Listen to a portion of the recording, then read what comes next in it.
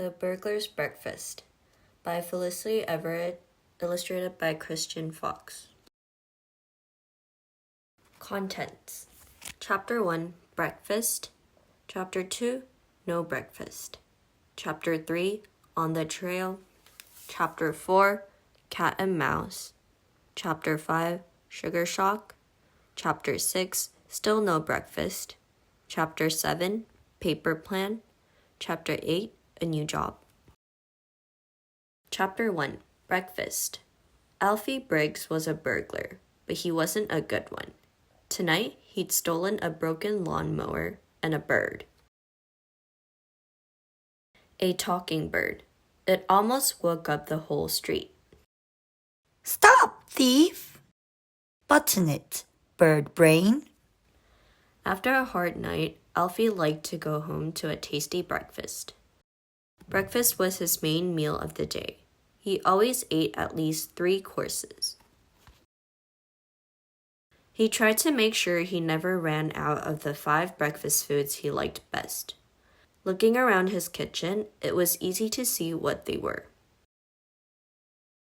Chapter 2, No Breakfast. Alfie's stomach gave a hungry growl. It was time for breakfast. What shall I have first? Cornflakes, I think. He hunted high and low, but he couldn't find the cornflakes. That's funny. I thought I had a box left.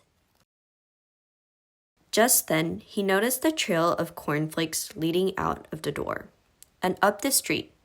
It could only mean one thing. I've been burgled! Someone had stolen Alfie's cornflakes. He decided to track down the thief and get back his breakfast. Chapter 3, On the Trail. Nose pressed against his magnifying glass, Alfie followed the cornflake trail. Just wait till I find out who stole my cornflakes. He followed the trail into the park. He followed it to Pet's Corner. The thief would be sorry he'd stolen from Alfie. Suddenly, Alfie came face to face with the thief. The thief looked even grumpier than Alfie. What's more, he had 2 sharp horns. Whoops! Nice goat, said Alfie. The goat glared. Perhaps he didn't like having his breakfast interrupted. I don't think I want cornflakes after all. Too crunchy. On his way home, Alfie thought about what he'd have for breakfast instead of cornflakes. Scrambled egg. Nice and runny with lots of butter. Feeling happier, he strode along when... Crunch! Alfie stepped on a broken eggshell beside the hedge.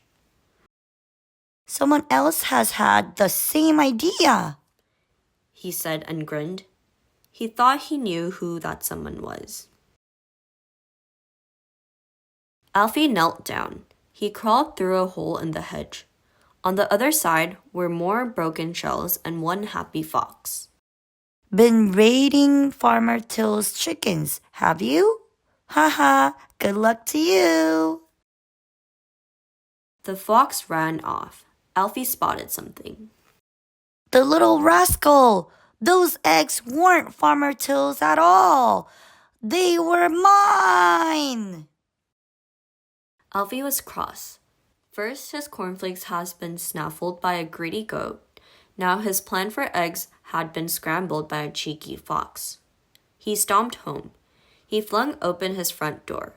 Then he stormed into the kitchen. Chapter 4, Cat and Mouse. This is getting beyond a joke. Right, Alfie said crossly. It will have to be sardines. Now, where did I put them? Huh? He was staring at an empty plate. All 6 sardines had vanished. But this time, he had a good idea who the thief was. Tibbles, keep your thieving paws to yourself. Out. It's a dog's life.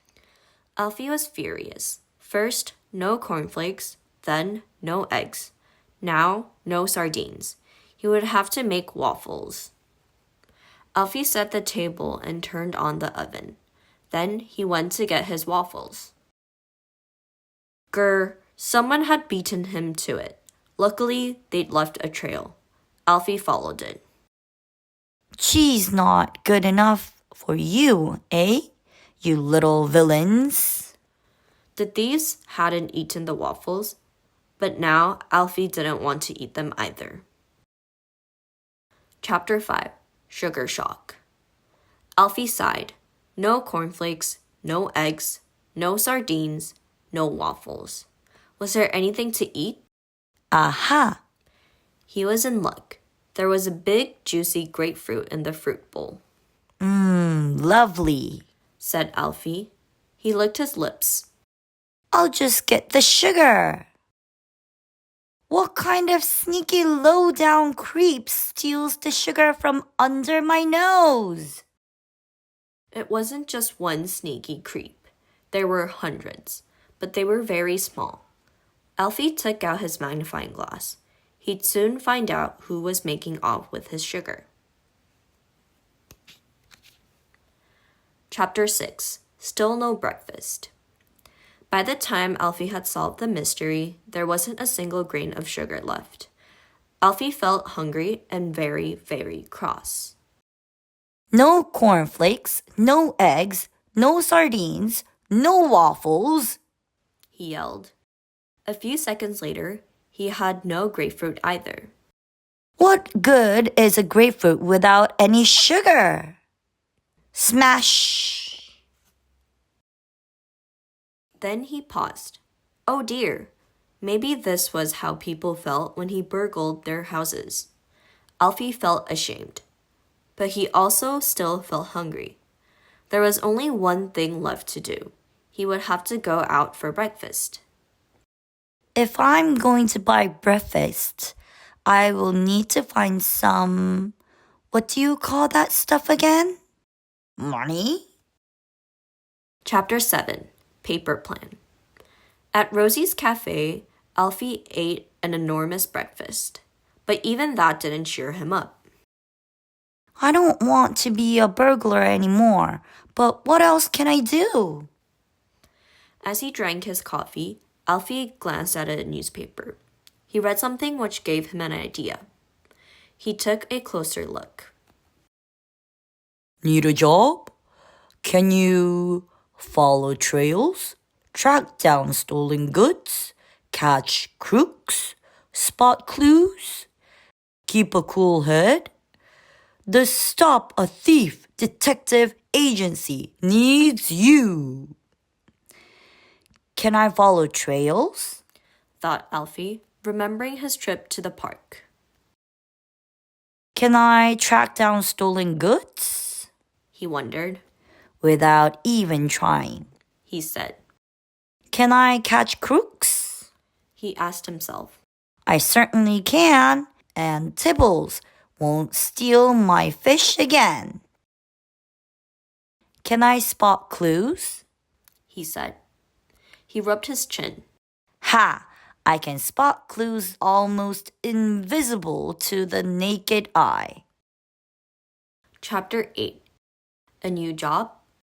I can do all of those things, said Alfie. Then he read the last line of the list. Can I keep a cool head? Well, I can do most of those things. Alfie shrugged. He hadn't been cool about the grapefruit, but who can keep their cool when they're very hungry? The Stop a Thief Detective Agency gave Alfie a job the same day. The boss had never known anyone like him. Caught red-handed. Alfie caught more crooks in his first week than all the other detectives put together. And he never stole another thing, not even breakfast. The end.